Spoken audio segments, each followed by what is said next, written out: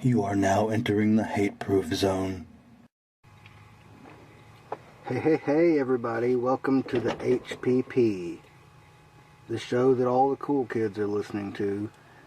Put down the haterade and listen to me, Chris Tankersley, Dr. Tankenstein, coming your way 100% not live and pre-recorded by the light of the red candles. The time now is 4:20 a.m., but by the time you hear this, it almost certainly won't be. But even when it's not 4:20, it can still be 4:20. Let's get down to business, shall we? I received a comment on a previous show suggesting I talk a little about movie remakes. I brought this up before when I was talking about The Crow. I once recorded a song called Remakes Bite that was focused mainly on horror movie remakes. The video is posted on an old channel I used to post on, but Remakes Bite, that about sums it up. Maybe I'll do an updated version of that video and repost it on this channel for your listening and viewing pleasure. I think that most people, especially ones who grew up in the 80s, would agree that it used to be more about making good movies that you're passionate about, and now it's pretty much just about recycling the same shit over and over for the money, cashing in on established properties and loading them with shitty CGI.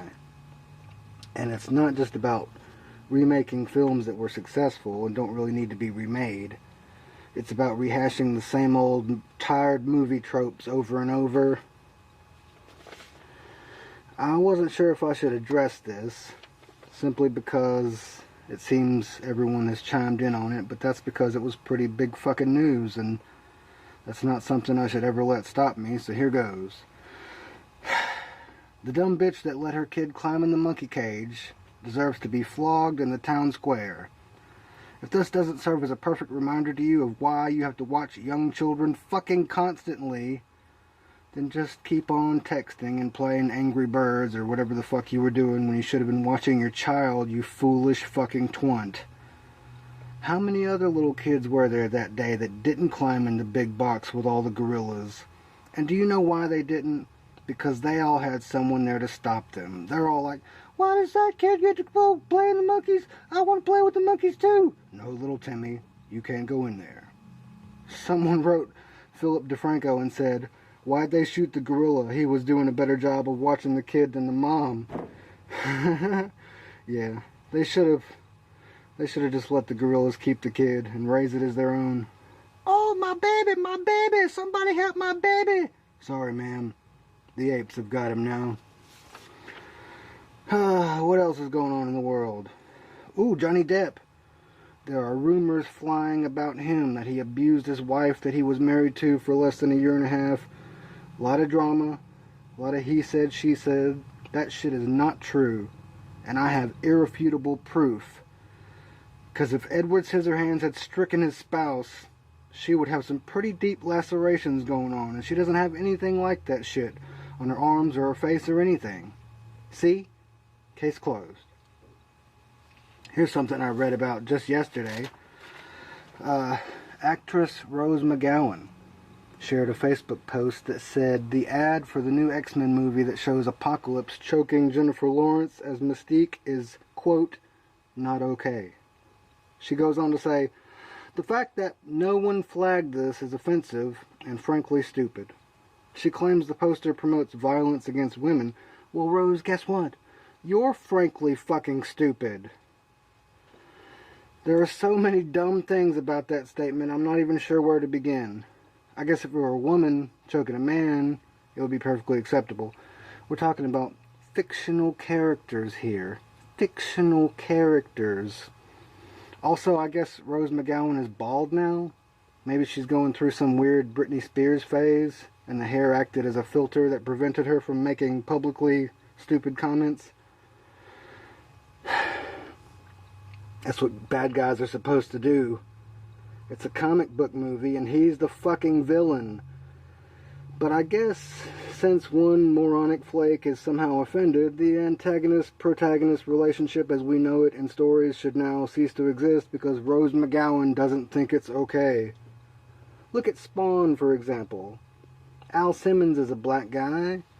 Does that mean if he does battle with a villain of another race that he's now considered racist.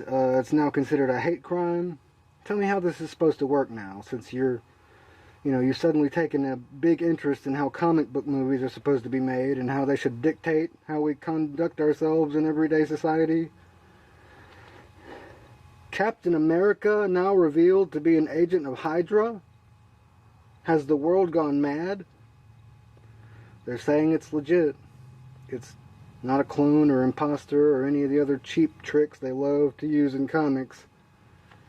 But in the latest episode of Hollywood Babylon, Kevin Smith said he believes everything will be back to normal by the time the next Captain America movie is released.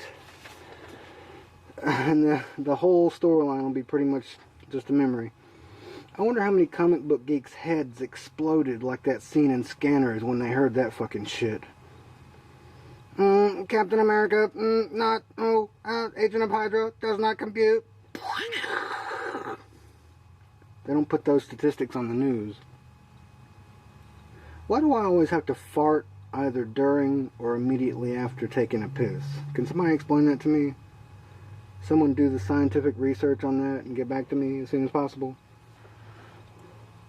I heard that Muhammad Ali was in the hospital on life support.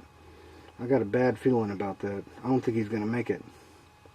I mean, I haven't checked the news lately in the last couple hours, but not to jinx the guy, but he had problems before I ever heard about it. Not trying to be negative, but usually when I hear a story like that, and I get a gut feeling about it, the person in question rarely survives. And the world says goodbye to former Megadeth drummer Nick Menza. Nick was a member of the classic Megadeth lineup, circa Countdown to Extinction back in the 90s when I first learned about who Megadeth was. I didn't have any internet in those days, so if they weren't on MTV, I didn't know who the fuck they were. And yes, MTV used to actually play music videos. Rest in peace, Nick Menza.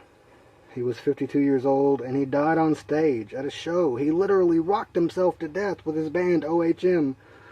He was with Megadeth from 1989 to 1998, and again in 2004, and he recorded drums for 4 Megadeth albums: Rust in Peace, Countdown to Extinction, Euthanasia, and Cryptic Writings. If you haven't heard Jordu Shell's freelance horseshit audio blog, do check it out. It's vastly entertaining. For those of you not in the know, Jordu is an insanely talented artist, and you can check out his work and listen to his blog at shellstudio.com or jordushell.com. I think they'll both take you to his page. Schell is how you spell his last name. I've listened to his show from the beginning, and his audio blog was one of the things that inspired me to start doing this little program you're hearing now. Jordu's show is just audio, though. He doesn't have to deal with the visual aspect of it. He doesn't have to edit a sideshow together to accompany the audio. I guess I don't have to either, technically, but I do, because I care. I care deeply about pleasing my legions of fans.